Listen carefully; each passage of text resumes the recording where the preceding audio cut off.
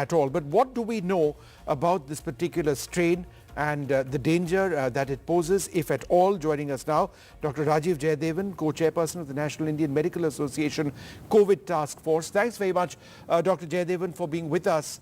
You know, I was going through a couple of tweets of yours, and you seem to indicate that in the Kochi area, the rate of positivity was incredibly high. What is it right now as per your calculations? Yes, over the past month or so, the number of COVID cases has been creeping up. But as you know, testing in our country is quite low, close to zero in many places for many reasons. People are not keen to test, and doctors do not order the test either. And I don't find a problem with that. But if you look at the statistics, as I posted on the graph from September, October, November, and December, there is a sharp uptick sometime in November. Before November, it was only around 1% of influenza-like illness showing positive for COVID, which is practically zero. But from November onwards, we've had about 9%. And in December, as of after the meeting that concluded last night, it was 30%, 30%. And these data from multiple hospitals in the region. So this shows that COVID is taking a greater share of what we call influenza-like illness, which basically means respiratory problems, breathing trouble, cough, fever, body ache, that sort of thing. So we know from INSACOG's database that this JN.1 has been detected in India as well. I think it shows about 20 sequences from Goa, one each from Maharashtra and one from Kerala. Now, JN.1 is rising all around the world. It's considered the fastest rising variant at this time. Now, fastest rising does not necessarily mean more cases. It simply means it's dominating the landscape, the COVID landscape. So the cases are increasing, but most of them are being able to treat at home. Primarily because right now, as it starts, most people who are getting infected are people in reasonably good health, younger individuals who are mobile, attend social events, or go to work, or go to classes. So as it spreads to the older and more vulnerable people, we have to keep a close watch on how they respond to this infection. I just want to go back to this graph of yours. Are you suggesting that as per the latest data, 30% of all those being tested for influenza are turning out to be COVID positive in the Kochi area? Yes. Is that interpretation correct? So this graph of yours is limited to the Kochi area? Yes. Right. Yes. I ask this because, you know, even in the past, Kerala has led the country when it comes to reporting COVID and testing and things like that. You know, it highlights a working system of health in many regards in that state. Is it your fear now that this is becoming a community-wide spread of this variant of COVID? It is very much in the community. My neighbor has tested positive just today evening. So it's everywhere. So, but like we saw with the Delta variant in 2021, it's not causing a huge surge in hospitalization. So that's the difference. So in real life, when if I'm not a doctor, if I get a fever and a cough, I'm not going to go and test for COVID, am I? So that is the reality over here. So it might pass off as a mild case of a flu or even a common cold in most instances. And what are the symptoms? The symptoms are sore throat, body ache, fever, and a little bit of cough, runny nose. Some people lose sense of smell and taste, but that's a minority. Some people go on to get sinusitis, which is typically bacterial in origin and may require antibiotics. Doctor, you know, I mean, in as much as you make the very important point that this is unlikely to progress into something serious, it does remain a cause of concern for those with comorbidities, as always with COVID, right? True. There are many individuals, not necessarily who are older, who live with multiple disease conditions that are stable enough for them to get on with their life at home on medication. But the slightest upset can upset the balance, like a viral infection, whether it's COVID or otherwise, and this could push a few of these people into hospital. All of them are being discharged in good condition as I speak. Deaths are directly from COVID are in our realm of understanding so rare at this time. But as I said, in the absence of widespread testing, it's really hard to give a more accurate picture than I have given now. Doctor, it's been a while now since we've got our booster dose. But from your understanding, does that truth continue to remain that if you've been vaccinated and boosted, then chances of progression to serious disease is minimized? That's the view I share with many other doctors in this field. From India's perspective, India is a well-vaccinated country. We use different vaccines than are used in the Western nations. We must remember that. So their data might not be applicable to India at this time. But from experience from prior waves of COVID, we can say that since the vaccination came in and was widespread, and since Omicron came in and infected a very large number of people in our country, the number of severe instances of COVID are few and far in between. If you ask professors of infectious disease in renowned medical colleges, they'll say the last COVID that they saw was a year ago. So it tells us that perhaps the vaccines may have kept this thing away for a long time. So the concern occurs when a markedly different variant arrives. For example, JN.1, it is not like a one-step ahead variant. This is a multi-step ahead variant. We call it a saltation event in genetics, which basically means a pile of mutations suddenly occurring at one go. So that caused a bit of concern in the second half of the year about what this variant could do. But it really did not, its ancestors really remain very docile. JN.1 is basically 2.86.1.1, basically 2.86 with one additional spike mutation. In plain English, it means a slightly altered version of BA 2.86, which suddenly has taken off and displaced all other existing variants. So that is a summary of COVID at this time. Dr. Jayadevan, let me ask you that dreaded question. Is it time to start masking up? I would say if you are trapped in a situation where it's ill-ventilated, closed, crowded, you feel the air is stale and there are people around you, it is safer to mask. If you are traveling in a vehicle with multiple people who you don't know, which commonly happens, if you share a ride, wear a mask, or at least roll your windows down. If you're traveling in an elevator that stops at multiple floors in a tall building, wear a mask because it's a closed space occupied by many people, and some of them could be having symptomless COVID or even influenza. Influenza is also a major player this season. So masks, when you're walking on the road or relaxing on the beach, there's really no need to wear a mask, obviously. But my point is that it must be done in a fashion where it's like when you ride a motorcycle, you wear a helmet, but you don't wear it inside your office. Something like that. I think people get the idea. So do you believe that there needs to be a mask mandate? I understand what you stated right now, that it's not always required, but a mask mandate, for example, in workplaces. If you have entire offices falling ill, right, then it doesn't help anybody. So we had, for example, as journalists, we kept working throughout COVID. Our office never shut, never missed a day of work. But that's because we had masks on all the time. Are we getting to that stage, or is that, on my part, a bit of an exaggeration? Personally, I'm against all mandates. That's just my personal viewpoint. Personally, I think a clear instruction to the public about when to wear masks and when not to will be more helpful than asking everyone to mask up, which clearly will not win any favors in when we communicate. So the way we communicate is we tell people who are in high-risk situations or people who are living with others who are frail or older or immunosuppressed, yes, they should wear masks more than other people.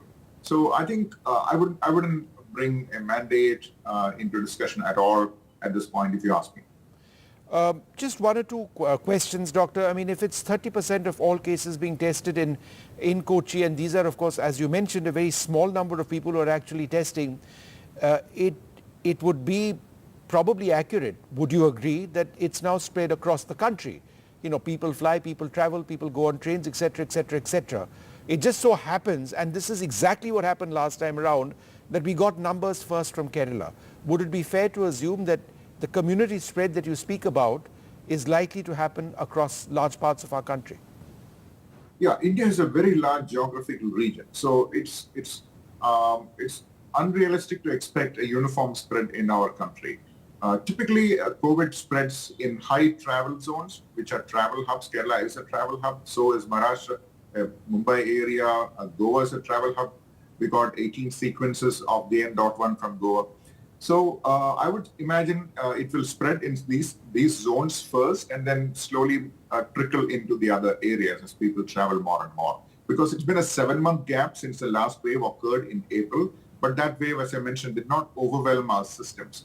So I would imagine the spread will continue to be stochastic in nature. In plain English, it basically means it's like mold spreading on a slice of bread. It doesn't appear on all parts of the slice at once. It starts in one area and then gradually spreads to the other area. India being such a large area, that is likely the pattern of spread that we're going to see. But it's unlikely we'll see it because in many places testing will not be done. All right. Well, Dr. Jayadevan, thank you very much for speaking to us once again, educating our public on what remains a persistent health concern. Unfortunately, that's what COVID has become. It's never going to go away, and we just need to keep fighting it as we've done in the past. Thank you very much, sir, for being with us. Thank you. Thank you.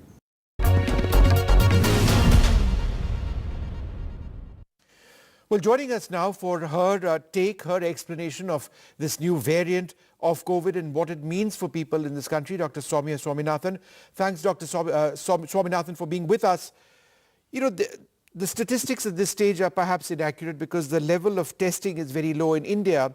But there is one data point that we do have, which is that 30% of all pneumonia cases being tested in Kochi are turning out to be COVID positive. In other words, the positivity rate is extremely high at this stage. Is this likely to be the case in other parts of India as well? Good evening, Vishnu, and thanks for bringing up this topic again on your show. We've been through this many times before, as you know, over the last 4 years. And this is what we expected, and this is what WHO had talked about. Even when Dr. Tedros announced the end of the global public health emergency in May of this year, 2023, he did say it is still a global health threat. And that's what we're seeing now. We're seeing a new variant, the JN.1, which is a subvariant of Omicron. So hopefully it behaves like Omicron, which was relatively mild. But what happens is that every new variant gets some properties of being more transmissible. It's able to evade or avoid the antibody responses that we already have in our system. And therefore, it's able to create these waves of infection where it infects people who've already been infected before. So what we're seeing now is a surge in this particular variant globally. It's been first detected in August, but over the last couple of weeks, many countries have reported that it's the fastest growing subvariant, and the WHO calls it a variant of interest because it has certain mutations that might make it more transmissible. Now, coming to India, as you mentioned, we've just started increasing the testing. So over the next few days, I think we will see more data coming from many states. Right now, it looks like a few states like Kerala, Karnataka, Maharashtra, perhaps Tamil Nadu, they're reporting an uptick of cases and this high positivity. Now, the positivity rate also depends on who you're testing. And so if you're testing sick people who've been admitted to the hospital with pneumonia, then there are a few possibilities that, and COVID is certainly one of the possibilities or the differential diagnosis. And so you're going to pick up more as you start testing more and more people. And I think at this point of time, probably the testing is going to be limited to people who are sick, who are presenting to the hospital, because there's so many respiratory infections going around, that it's impossible to test every person who has a cough and cold. But this type of strategic testing is very important because it will tell us how much is influenza, how much is COVID, how much is other viruses, because obviously the treatment and management will differ. Right. And what the genomic surveillance will then tell us how much of COVID is JN.1 and maybe other variants are circulating as well. So, ma'am, is it correct, therefore, that this has now entered the community in parts of Kerala? Therefore, it's in terms of progression of the disease, it's one step further from being something that's essentially contained. So yes, I think by the time that we detect these variants, they're usually already spreading in the community. And so it's likely that it's everywhere, and the more we test, the more we're going to find. In fact, wastewater surveillance being done in many countries suggests that this is going to become the dominant variant globally within the next week or so. So I think it is to be expected. I think what is important is for us to keep a close eye on what the clinical manifestations are. And at the moment, it doesn't appear that it's causing any more severe illness than previous Omicron variants. The WHO has not said that this poses a special public health threat. However, I think what happens is if you get 1,000 cases, there will be a percentage of people, even if it's 1%, who get very ill who are in the hospital. If you get 100,000 cases, that many more people are going to get very ill and in the hospital, particularly those, over the age of 65 and those who have other comorbidities. So it's a good idea to be prepared, to take precautions so that we can at least protect those who are at highest risk of getting sick and prevent them from getting pneumonia and into the hospital. So, ma'am, that's such an important point. We'd taken a lot of steps in India, oxygen plants being installed in hospitals, more ventilators, more devices, more basic care. Do you believe that whatever we had set up to deal with the emergency then needs to be reactivated? Because we are a huge country, and it just statistically, if you have a large number of infections, there will be that transfer of cases to hospitals. That's right. And I think because it's the season with many respiratory illnesses, it's even more important that hospitals be prepared, because the majority of these infections, even if they become pneumonia, they can be treated. We know how to treat COVID now. We're at a very different stage than we were in 2020. We know how to treat influenza, pneumonia. We know how to treat different pneumonias, mycoplasma, whatever infections are going around. So I think the preparation of the hospitals is important. I think mock drills have happened in many states to test the response as well as to test the adequacy and functioning of the oxygen, the ventilators, all those things that we had prepared. So in a way, it's a good test for our system to do this once in a while, to be absolutely ready and prepared and not have any nasty surprises when we actually need to use all of those things that, we have invested in. So I believe that we're very well prepared, but that every state must exercise these precautions as well as mock drills, and make sure that even in remote parts of the country that we're able to provide people who need oxygen, they should get oxygen. If they need intensive care, we should be able to take them to an intensive care unit. And it's not only in the cities, but I would say especially in the rural areas, it's even more important to test our systems. Do the vaccines still work, doctor? Is there a case for a third dose for people in India? So from what we are seeing around the world, I think vaccines are still working. It's very remarkable that they're still providing high degree of protection, especially against severe disease. Otherwise, we'd be seeing much more severe illness. So I think the vaccines are working. But again, for those who are very old, for those who have poor immunity, there is a possibility that their immunity would have waned, that boosters might be needed at some point. In many parts of the world, they're using an updated vaccine with the XBB 1.5 variant. I think we have an Indian vaccine also, which is an updated vaccine, an mRNA vaccine that potentially could be used as a booster. So I think we need to look at our data very carefully and then, take a decision on whether boosters are needed, for whom, where, etc. And the government will take, cognizance of what's going on and make those decisions as needed. Ma'am, a lot of people now, perhaps because that fatigue has still not left our system, we went through hell a few years back, now turn around and say, oh, but COVID is just like a common cold, it's no big deal. How would you respond to them? Very different from the common cold, Vishnu, not just because of people getting severely ill with acute COVID pneumonia, but also because of the long-term effects of COVID. And I think we have enough data now from around the world to know that people who've suffered from COVID, and particularly those who have repeat infections, are more likely to get, for example, heart attacks, strokes, diabetes, dementia, depression, mental health problems, prolonged fatigue, and muscle pain, inability to go back to their usual state of functioning. This is the big difference between a common cold and COVID. So I would say let's not take it lightly. If you can avoid the infection, much better to avoid it than to get it and risk the after effects of long COVID. I think very recently ICMR also came out with their data, and there have been data from many cohorts around the world which show that the risk of all of these what are called the diseases that are caused by high inflammatory markers in the blood, like heart attacks and diabetes and brain disease and so on, there is a much higher risk. So why add to the already existing risk? And we are a country with high comorbidities. We're a country with, more than 40-50% of the adult population has either hypertension or diabetes or both. And so we really shouldn't be taking any additional risks. So I think masking up, if you have any vulnerability, masking up when you're in a crowded place, if you're traveling in a plane, or if you're sitting in a very closed environment with lots of people for a prolonged period of time, and of course in health facilities, everybody masking up is a really good idea. Should there be a mask mandate?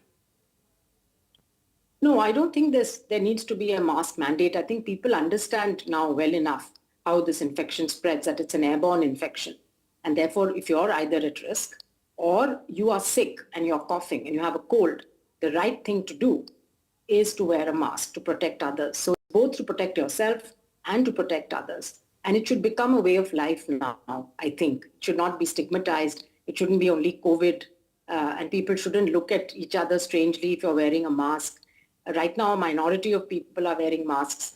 But in many countries, the moment the winter season comes in and respiratory viruses increase, people automatically wear masks. In the whole of East Asia, for example, you go to Japan, South Korea, everybody's walking around with a mask. It's not considered strange. You're protecting yourself and protecting others. A final question, ma'am. Is it your belief that as we test more over the next couple of weeks, we will find this having substantially spread in India? Well, yes, I think from the beginning we've seen this happen, right? The more you test for COVID or for any infection for that matter, the more you will find it. And this is why it's important to continue the testing and the surveillance and the genomic surveillance, and so that we can pick up when it's still at an early stage, we can assess the situation and the response measures can be, appropriately titrated. So wastewater surveillance is another great way of doing this. Some cities in India are doing wastewater surveillance. And if we put that in place on a regular basis, I think we will be forewarned of any impending surges, because you can pick up the signal a week or 10 days before you start seeing the rise in cases. A final question, which I didn't ask, I should have earlier on. The symptoms, ma'am, is there anything new or different? What do people need to look out for? I think the symptoms are more or less the same from what I've read. So fever, cough, loss of smell, loss of taste, and of course then if you start getting persistent high fever, breathing difficulties, fatigue, inability to eat and vomit, those are some of the warning signs. A lot of people invested in having those small pulse oximeters at home. So again, if you're in a vulnerable age group, then testing oxygen saturation is good way to, and then of course do the usual things like stay hydrated, take plenty of warm fluids, take paracetamol to keep the fever down, but then just keep an eye on the symptoms and get to the hospital if there are any of these warning signs. Well, Dr. Swaminathan, thank you very much for once again, spreading basic education and science to our viewers, letting people know that it's time to be alert once again if they aren't already. But this is a bit of a worry. And I think the big takeaway for me is that, COVID cannot be considered as just another cough and cold. It's not. And we therefore do need to be alert, particularly those with comorbidities and those who are perhaps older or more vulnerable. Thank you very much, ma'am, for sharing those details with us.